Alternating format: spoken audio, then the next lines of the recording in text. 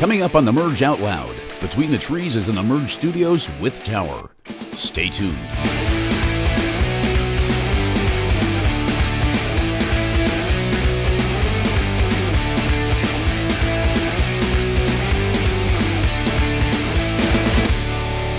Hey, what's up? Welcome to the Merge Out Loud. My name is Tower with the Florida-based band Between the Trees tonight. Thanks so much for being here, first of all, guys.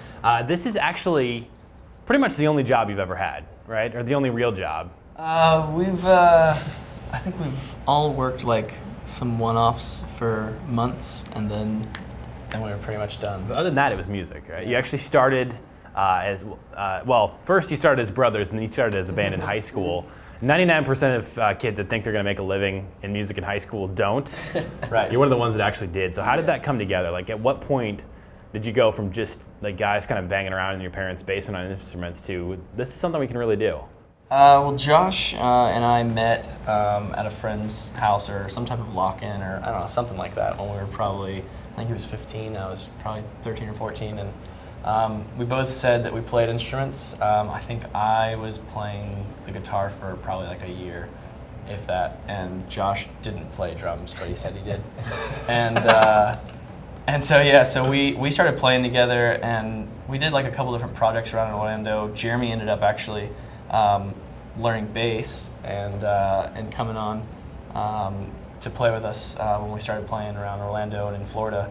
And it was probably now 4 years ago, about 4 years ago, that Between the Trees kind of came together. We actually, we were just, I guess, jamming one day, and I had been writing this song called The Way She Feels, and I showed it to them. They were like, this is different, we need to actually do this. And I think that was the point. We kind of felt like that this could be something, you know, it was completely different than everything that we had done in the past. And But at this point, you're what, 16 years old, 17 years old? I was 20 at that point. Okay. Around Jeremy. Me and Jeremy were probably like 17, 18. Yeah. And I don't mean to make this negative, but if you say, I want to make a living in music for real, 99% of people will be like, no, you should go to college, you should get a job. We heard that plenty now. You did? For the first, since we started playing. Yeah. We heard that for a really long time, and then when Between the Trees hit, I think we got it less, but we still were getting it from different places, and people were like, well, what's your backup plan?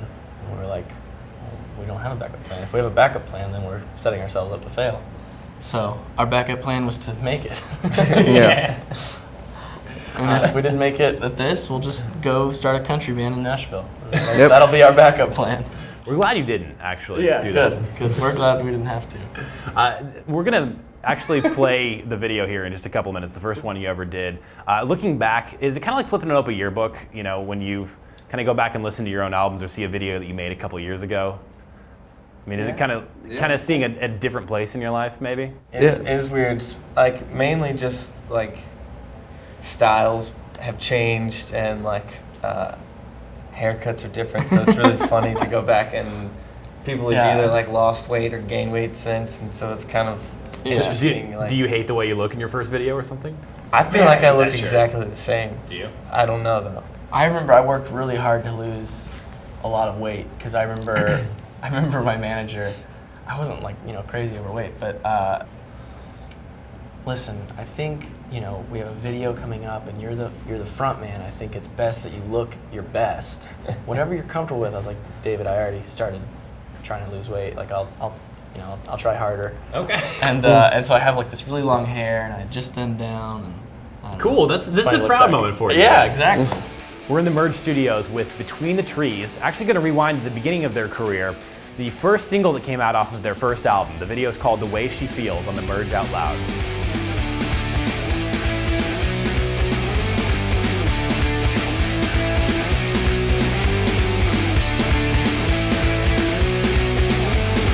Hey, I'm Tower with the Merge Out Loud. More coming up with Between the Trees.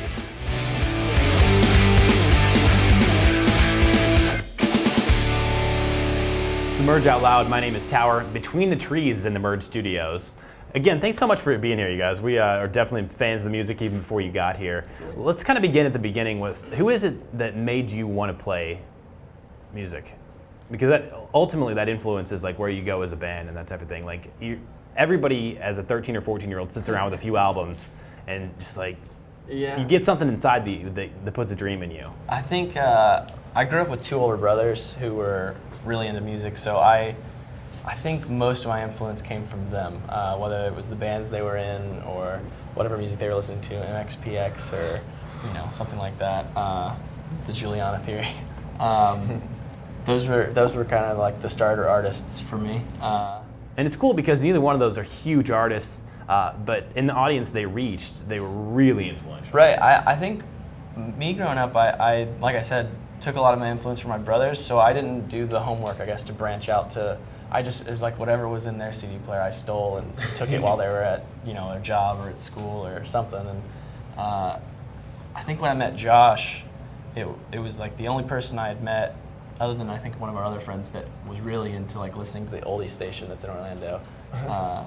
We were always in his truck that only got a radio station, and we always listened to it was the best of the 70s and 80s or something like that. Classic rock stuff. I don't know. Yeah, and you actually said that growing up you listened to basically like 50s and 60s doo-wop. My grandma bought me one of those like tape collection of like the 50s and 60s, like Ordered off TV. Off TV, Motown, all that stuff. So I like elementary school and early middle school, I listened to mostly that stuff, and then I got into Juliana Theory and For the Sims Forever and stuff like that. That's got to be kind of hard, on the 4th grade playground to connect with other 4th graders. Man, I've been really into Sam Cooke lately.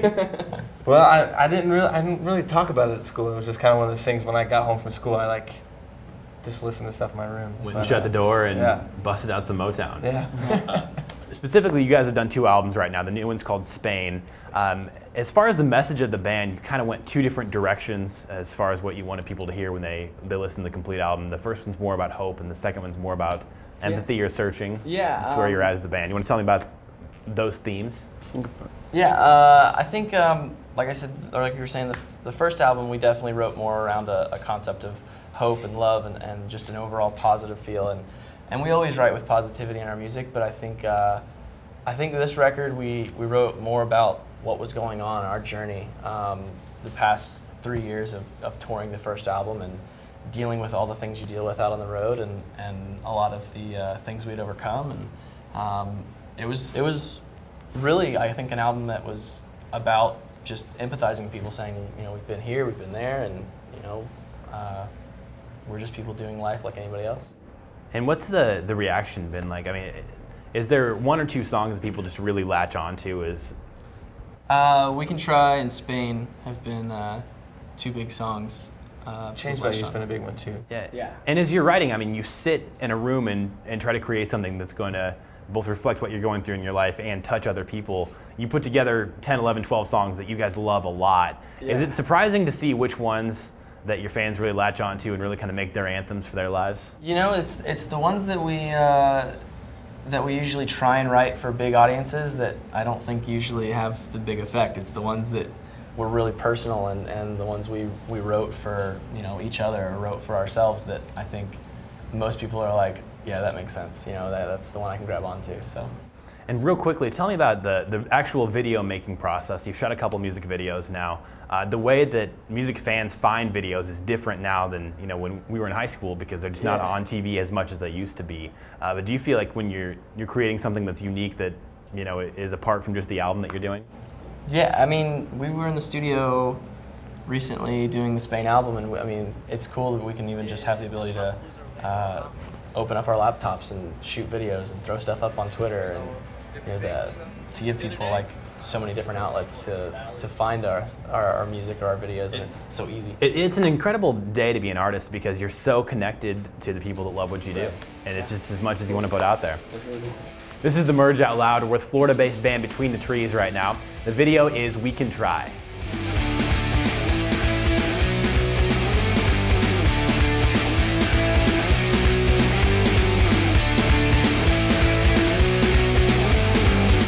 That was the video We Can Try from Florida-based band Between the Trees. This is the Merge Out Loud. More with the band coming up.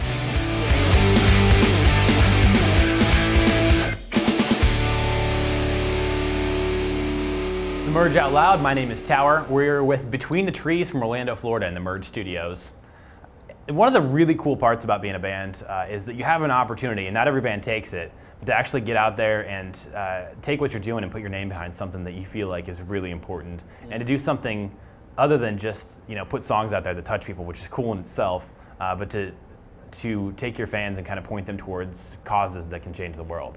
You guys actually got involved really early on with a girl named Renee, who wound up meeting somebody who made t-shirts to help her pay for her rehab, which really has wound up becoming this movement that's been everywhere from Warped Tour to CNN, and those are very different arenas. Yeah. It's called To Write Love on Her Arms. Do you want to tell me how that started? Yeah, I knew Renee probably for 2 years, just growing up in the same town.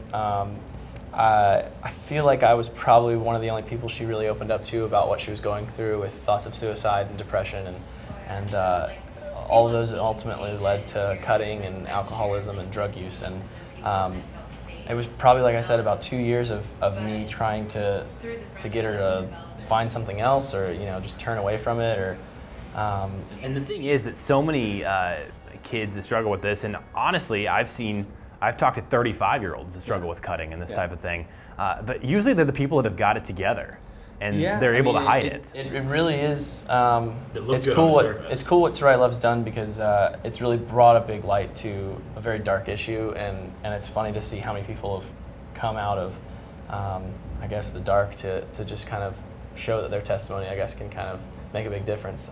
Renee being, obviously at the front of that for To Write Love, but I mean, To Write Love is something that I introduced Renee to the guys, and then I got to a point where I just felt like I was kind of carrying the burden for a while, and we didn't know what to do. So we reached out to a couple different people around us, and they were actually able to help us get her into rehab. But rehab costing money, we ended up finding Jamie Tarkowski, who met her and wrote the story, and ended up deciding, we should make some t-shirts and sell them and see if we can get people to, help pay for her rehab. And it was funny how many people came to, I guess, not only help and love on her and provide that outlet for her, but also the people that came out and said, I need help too. And it's cool. I mean, over the years now, To Write Love's been everywhere, like you said, from CNN to on Warped Tour and in a lot of different mainstream areas, and it's also hooked up with different outreaches that can help with specific issues. Yeah, and everybody's going to go through some kind of pain and some kind of suffering in their lives, not just what it means to be alive. But when you see people that deal with these issues that are, especially like suicidal thoughts, bipolar disorder, cutting, alcoholism, this type of thing, it's never like that they're latching onto a TV show or a book they read in high school English class. It's always they're like latching onto a band or an album that gives them hope for whatever reason. And you guys are actually a part of that, because you've actually written a song about all of this. Right. Yeah. The first song we ever wrote as a band was "The Way She Feels." I wrote it for Renee, just basically trying to get her to hold on and to look for some type of hope in something other than what's here and tangible. That was the start of Between the Trees. Once we had written that song, we knew there was something different about us.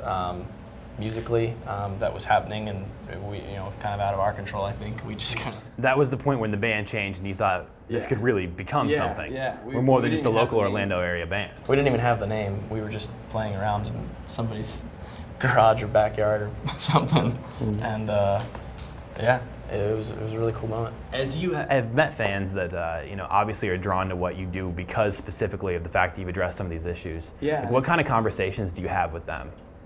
Some very intense ones. Yeah, extremely intense. Extremely intense. For the longest time, we tried really hard to reply to all like MySpace and Facebook messages, and we would just get, our inbox would be full of just these stories from these kids, and just stuff that would just break your heart, and how much our music has like helped them out, and it's crazy to think that a song that we wrote in someone's bedroom and can affect someone that way, and but it's intense. It really is. And the cool part about what you guys do is sometimes the situations can't change. Sometimes people just have to get through a rough situation, and it seems like everybody's got that favorite album that travels with them through that specific period of time. Hey, we're with Between the Trees right now in the Merge Studios. My name is Tower. More on the Merge Out Loud with Between the Trees and what the band's going to be doing coming up next.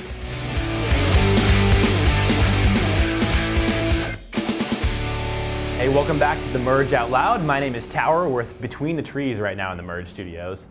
You guys are at a point where not too long ago you spent the entire summer recording a new album, and then you kind of have to sit around and wait for people to find out, what you did in there. We did some promotional stuff as soon as the record was done, but we really did do a little bit of waiting. So we're excited now to be able to head back out on the road. The album is called Spain, and I don't ever talk about why a band is named what it is or why an album is named what it is, but this one's pretty unique. Spain. We just we went with something that I think we definitely wanted to do a title track for the album, and we have a song called Spain, and it's just a romantic song, and we felt like a lot of the album encompassed a very romantic, mysterious kind of getaway, and Spain being that in itself seemed to work for the classy look we were going for. And even the artwork for the album kind of throws back to that kind of classic fedora-wearing era, right? Yeah, it definitely looks like a 40s postcard. And now you're going to spend essentially the next 250 days out of this next year on the road. Yeah, that's what we're told. And you have actually one specific driver, like you just do the driving? Well, I enjoy it. These guys have computers and watch movies and stuff, and he's fidgety if he's not behind the wheel. If he's sitting in the back and someone else is driving. If he's not sleeping, he's just like, when's my turn? I just enjoy driving, so I just kind of take on that responsibility. I don't mind it at all. And people go to the shows and they see that you get up and you get to play, and your fans love what you do, and it is a really blessed life that you guys are living. It's also tough that you're traveling that much, and that everything about your life's changed almost every night because you're sleeping in a different place, you're eating a different thing, you're with different people. Yeah. When you're actually on the road, when are the moments when you're just really glad that you were able to do this and just really see that this is what you're supposed to be doing? For me, I enjoy waking up before everybody else and getting a cup of coffee, and I tend to go sit outside and just read or something, and I just really makes you realize how blessed I am just to, a new place and just to see different scenery, and a lot of it actually comes when I'm driving too, just the scenery really. And when you take your dreams and and your faith and you feel like you're out here for a purpose, right? You want to tell me about that and what that is? Yeah, I mean, we just we really feel like we were given the ability or the talents to kind of help, and we all enjoy and love what we're doing, but we feel like maybe if we can share some positivity or even just some love with people who maybe don't feel it all the time, or I think when people go to a show, it's because they want an escape. I think they want to forget about the problems they had early that day, or what they've got coming up the next day, and they just want to. And for me, I always feel like I'm a part of something bigger too. And as much as I've been around working in the music industry for 7 years, I still want to go to the punk club and get lost in the crowd. Yeah, definitely. The album is called Spain. As we wrap up here, real quick, what do you feel like that communicates, or why are you excited for people to hear it? It's just a cool album for us to listen to, just because it's got a lot of growth in it. It really does, like we've talked about, empathize with, I think, a lot of different things that people go through. And I don't know, I think it's just a fun album, and people can really just enjoy themselves and kind of get lost in it. Real quick, one more time, the organization To Write Love on Our Arms. To Write Love on Our Arms. These guys were actually essentially there for the founding of an organization that's helped a lot of people. You're not just doing music, you're out there meeting people where they're at, and we're so appreciative of that. Yeah. We're in the Merge Studios with Orlando-based band Between the Trees. The new album is called Spain. In addition to being on iTunes, you can also find it in Best Buy nationwide. We're going to check out the video, We Can Try, one more time. My name's Tower. Thanks so much for watching the Merge Out Loud.